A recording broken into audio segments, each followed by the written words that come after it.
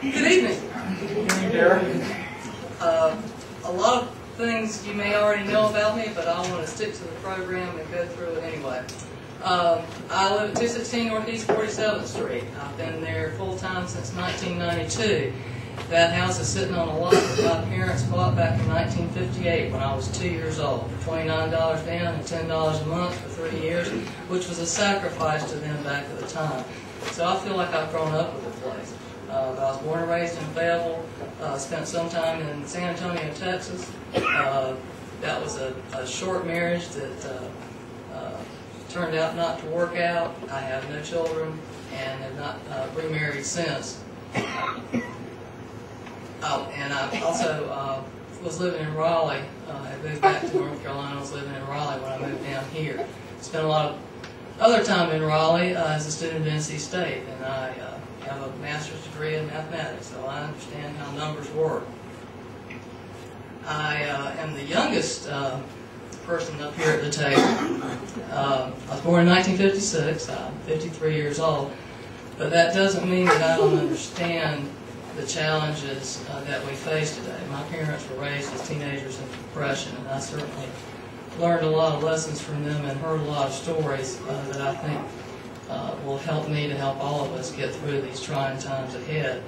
And I have, for all practical purposes, been retired since the year that I moved down here, so I know what it is to deal with issues that retirees deal with without the benefits that are available for a different age group than mine. Before I retired, most of my working experience, since my background is in mathematics, was as a mathematics teacher. And I taught all levels except elementary school. And also, when I was in Texas, did some civil engineering work as a computer-aided drafting designer. And my math background helped me to do that.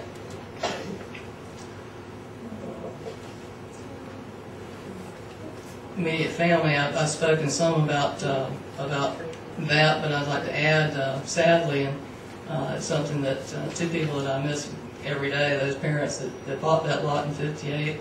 I lost my mother in 1991 to cancer, and I lost my father to cancer in 1995. But I think about them every day and appreciate the lessons that they taught me, and I think that has served me well and helped me to serve you well over the last 6 years. I've been on town council since 2003, as many of you know. Before that, I was active on a number of boards and commissions with the town. I've always, since I moved down here, felt like it was a special place. It was my home and going to be my home, and I wanted to help make a positive contribution to it. I founded our Oak Island Beach Preservation Society, and since I've been on council, I've been our town representative to the Brunswick Beaches Consortium, and also was appointed and reappointed as Coastal Cities representative on the Coastal Resource Advisory Council. That's at the state level. So I'm able to give representation to Oak Island on the county and the state level of those issues. I'm a registered Democrat. I should probably be a registered independent because I don't vote along party lines any of the time. My most admired politician is my grandfather. He was a magistrate in Horry County for 34 years, and at that time, from the mid-40s to the mid-70s, that was an elected position every 2 years. And I remember they had stump speakings, and they really had a tree stump where people stood up on the stump and chicken bogs and that sort of thing. So I come from a real grassroots tradition of politicians. I drive a 1999 Chevy S10. A lot of people don't think I have a car because I see them walking so much. I think what sets me apart from the other candidates, and I don't like the term opponents either, because I think we're all trying to work for the best for this community. But I think what does set me apart is having a sense of growing up with this place and having a lot of background knowledge of how things were done and why they were done, and trying to maintain that vision of keeping us a small family beach. think my strongest attribute is the thing that I'm probably best known for, and that's I do my homework, and my time is out. Thank you, Brett. Good evening. I'm Richard Fortner. I live at 113 Paula Circle. Paula Circle is a little side street off of 29th Southeast near Mexico. I live there with my We can't wife. hear you. I lived there with my wife for 43 years, who was my high school sweetheart. Her name was Roseanne Fortner. I was going to make my campaign slogan "The Other Fortner," and she wouldn't let me. But we lived here. We bought a house here in 2004 and moved here late that year. I am retired from Ohio State University. I had a what I call an academic vagabond's career. By that I mean, when I graduated from high school in West Virginia, I went to West Virginia University, got a bachelor's degree there. I became a school teacher in Virginia, a science teacher, and then went to graduate school in Oregon, primarily because I had ancestors from West Virginia. Go to Oregon in covered wagons, got homesick, came home around the Horn in a ship, and I wanted to see Oregon. So I've also done graduate work at Virginia Tech in environmental science and engineering. I am what you would call an environmentalist.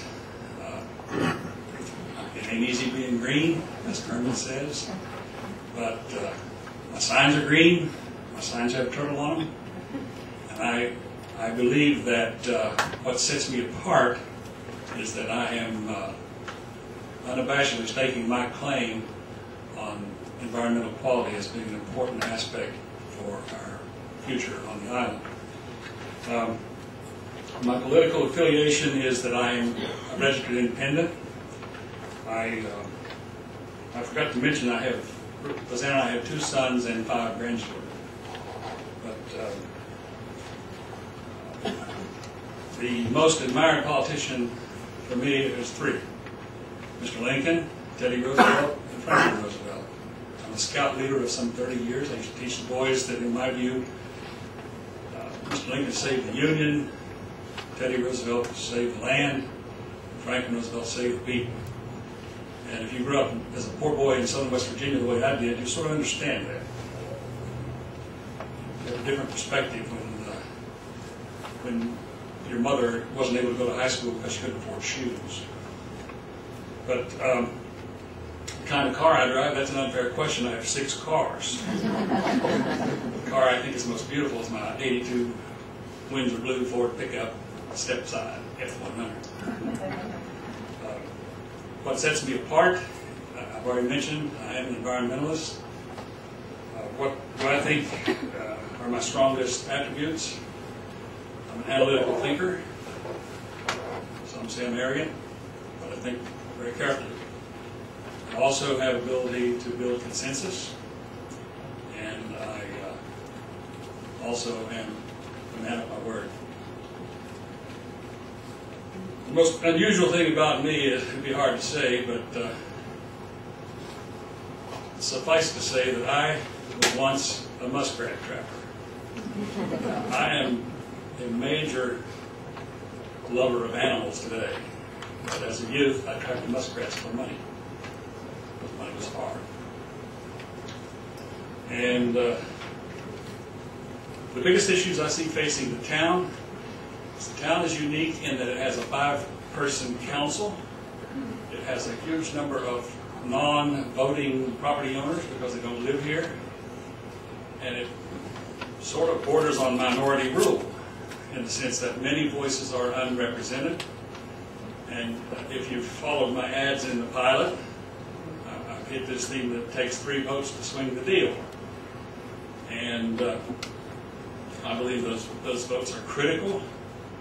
And I have laid out a vision, again in pilot primarily, but I've adopted the slogan of Oak Island First. And by that I speak to issues like fiscal integrity, information sharing. I have attended council meetings.